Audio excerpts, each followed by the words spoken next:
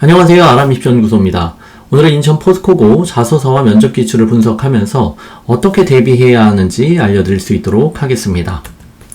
자, 먼저 전형 일정을 보시면 원서 접수는 12월 초죠. 그리고 자소서는 서류 제출, 2단계 서류 제출이라고 되어 있는 12월 12일부터 14일입니다. 면접은 12월 20일 토요일이네요.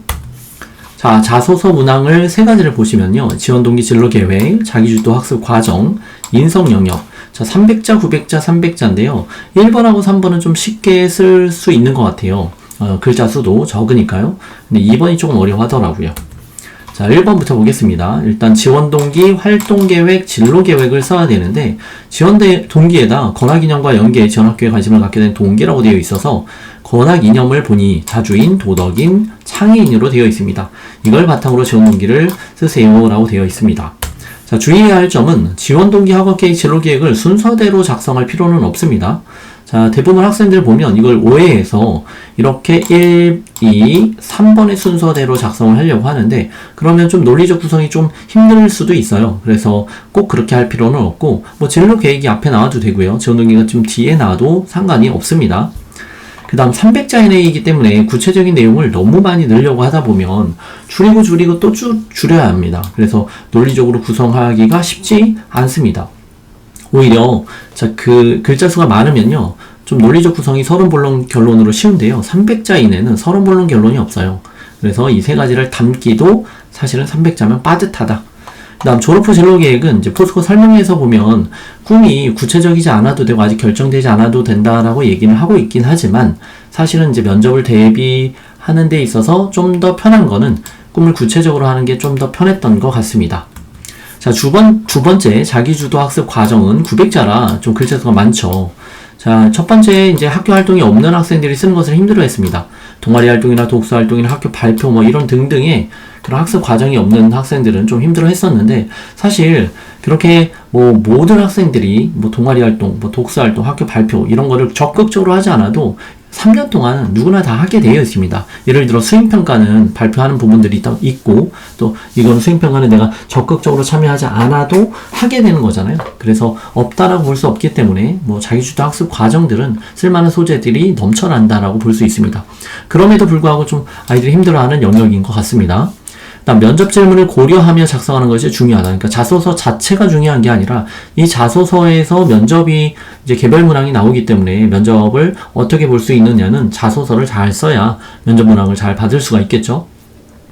자, 그 다음 900자는 좀 많기 때문에 하나의 키워드를 가지고 글을 쓰기란 쉽지 않습니다. 그래서 좀 더 쉽게 쓰려면 450자에서 두 가지 키워드로 구성하면 좀 더 편하다라고 볼 수 있습니다.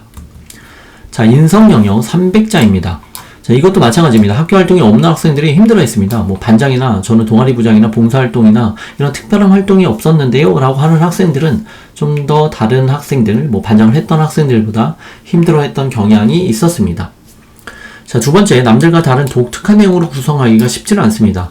그래서 자꾸 이제 이걸 하다 보면 반장, 뭐 동아리 부장을 했을 때 이 과장을 하려고 하는데 이 과장하면 안 됩니다. 걸려요. 쉽게 이렇게 들통이 나는 경우가 생깁니다. 왜냐면 이걸로 면접을 물어보기 때문이죠. 그래서 뭐 거짓말 한다거나 과장을 한다거나 이런 부분들은 굳이 할 필요가 없겠죠.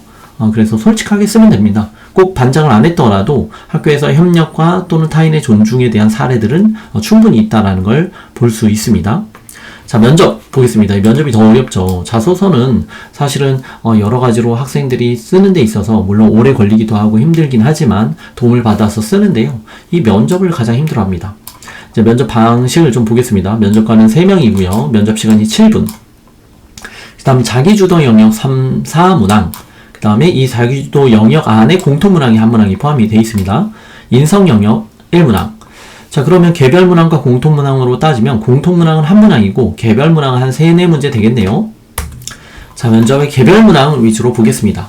자, 본인의 성적이 의학과에 진학하기에 부족하다면 대안으로 다른 진로 계획이 있는지 말해보세요.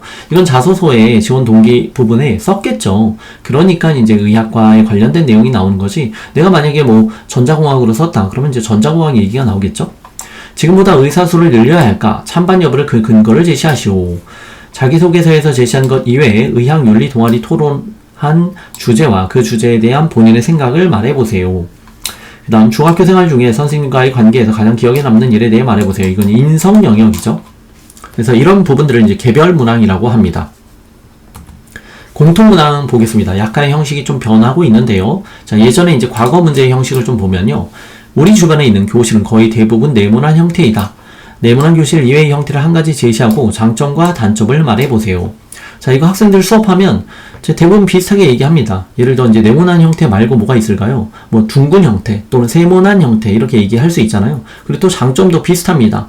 뭐 세모난 형태면 뭐 앞에 있는 수업자에게 좀 더 집중할 수 있는 구조로 되어 있다. 이렇게 하면서 좀 답변이 비슷해지는데 이 창의 사고력처럼 이렇게 얘기하기가 사실 쉽지는 않은 것 같습니다.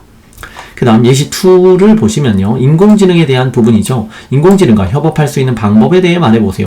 오히려 2번이 더 쉽죠. 인공지능, 뭐 과학의 기술의 발전 이런 부분들은 우리가 흔히 접하게 되는 문제니까요. 자, 그 다음 예시 3번째 보겠습니다. 아래 융합과 복합의 정의를 바탕으로 실제 생활에서 경험할 수 있는 융합과 복합의 사례를 한 가지 이상 말하고 그 이유를 설명해 보세요. 자, 융합은 결합을 통해 새로운 사용 가치를 창출하는 것, 복합은 두 가지 이상의 기능을 단순히 결합하는 것 이렇게 나와 있는데요. 자, 오히려 예전에 나왔던 이 문제가 뭐 작년에 또 나왔던 것 같습니다. 이게 한 3, 4년 전에 나왔던 거거든요. 근데 이제 키워드는 비슷해요. 복합이나 융합에 대한 부분이고, 물론 나오는 출제 방식이 좀 달라졌는데, 사실은 뭐 동일한 문제라고 볼 수 있습니다. 자, 그 다음 예시 4를 보면 인공지능, 똑같은 문제 나오죠. 그 다음 예시, 이제 5번째, 욜로족에 대한 부분이요. 시사가 나오죠. 그래서 뭐 여러 가지 시사들을 알고 있으면 좀 좋겠습니다. 그 다음 소셜믹스에 대한 이제 글을 읽고 또 내용을 파악하는 부분들인데요. 이렇게 이제 글 읽고 파악하는 거 시도 나온 적이 있습니다. 그래프 나온 적도 있고요. 자, 이렇게 해서 좀 최근의 경향성은 좀씩 바뀌고 있다라고 볼 수 있고요. 자, 이제 어떻게 면접을 대비하는 게 가장 좋냐라는 부분인데, 이제 포스코 3학년을 가셨던 학부모님들께서는 거기서 이제 뭐라고 얘기합니까? 이제 책 읽는 게 되게 중요하다라고 얘기를 하잖아요. 아우, 좋죠. 책 읽는 거 너무 중요합니다. 그런데 이제 책이라는 건, 그러니까 독서라는 건 어떻게 읽어왔어야 됩니까? 사실은 그러니까 초등학교 때부터 좀 꾸준히 읽어야 효과를 볼 수 있잖아요. 그래서 초등학교 때, 중학교 1학년, 중학교 2학년, 중학교 3학년까지 만약에 정말 많은 책들을 읽었다, 다양한 책들을 읽었다라고 하면 아마 포스코 면접을 준비하는 데 있어서 좀 많이 도움이 됐을 거라고 생각합니다. 근데 이제 우리는 11월, 12월 단기간에 준비를 해야 되잖아요. 자, 그랬을 때 이제 어떻게 준비하는 게 좋냐. 첫 번째는 이제 개별 문항 대비하는 방법은 예상 문제를 만들겠죠? 어디에서 만들게 되겠습니까? 자기소개서하고, 그 다음에 생기부. 자, 이 예상 문제를 뭐 100문제든 50문제든 막 계속해서 만들어 갑니다. 그래서 자소서에서 뭐 동아리 활동 내용을 넣었다라고 하면 동아리 활동에서 무엇을 배우고 느꼈느냐? 그 다음에 토론을 했다라고 하면 이 토론을 통해서 뭘 배우고 느꼈느냐, 이 토론 주제 말고 다른 토론 주제로 뭐 토론한 거 있느냐, 뭐 이런 식으로 이제 예상 문제를 막 만들겠죠.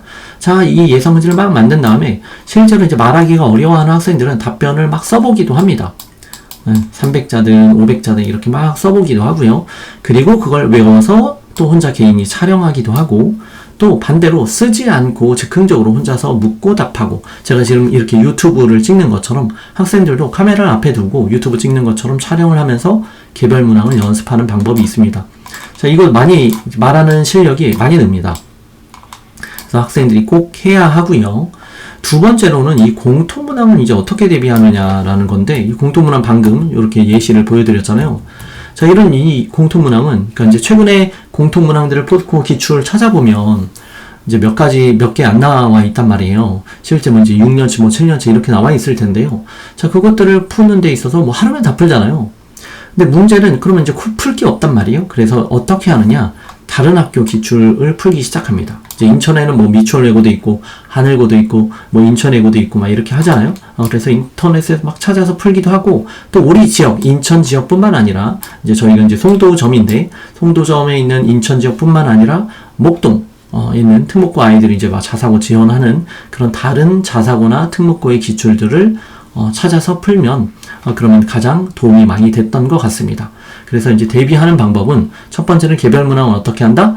문제 만들고 촬영한다. 두 번째는 다른 학교 기출들을 많이 풀어라. 근데 이렇게 생각하시면 안 되죠. 다른 학교 기출들을 푼다라고 해서 그 학교 기출이 동일하게 나온다라는 보장성은 물론 없겠죠. 하지만 연습을 계속해서 창의적으로 또 말하기 훈련도 하고 사고력 훈련도 해야 되기 때문에 고등학교 수준에 있는 기출들을 풀면 많이 도움이 됐습니다. 그래서 대부분 좋은 결과를 얻었던 것 같아요. 그래서 잘 준비해서 합격하시기 바랍니다. 감사합니다.